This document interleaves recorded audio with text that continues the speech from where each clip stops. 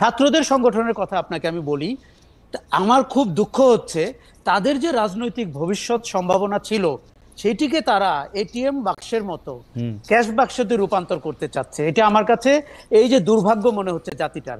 দেখুন, আমরা কিন্তু মুখিয়ে ছিলাম যে তারা যে রাজনীতিতে নতুন বিতর্ক করছে, তারা যে গণপরিষদের কথা বলছে, তারা নতুন রাজনৈতিক বন্দোবস্তের কথা বলছে এবং রাজনীতিকে খোল নলচে পাল্টে দেওয়ার কথা বলছে, এগুলোতে কিন্তু দেশবাসী অত্যন্ত আশাবাদী হয়েছিল।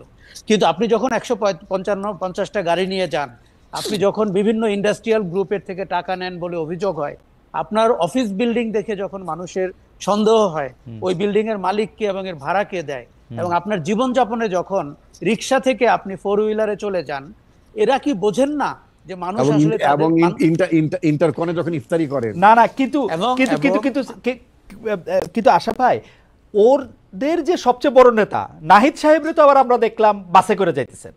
মানে আমরা কি একজন দুইজন নেতারে দিয়ে আসলে বিবেচনা করতে থাকবো? মানে আমরাই বা ওদের কিরকম ভাবে বিবেচনা করব? মানে ওরা তো আমি আপনাকে বলি না, প্রথম কথা, একজন দুইজন নেতা দিয়ে অতীতে আমরা বিবেচনা করে ভুল করেছি।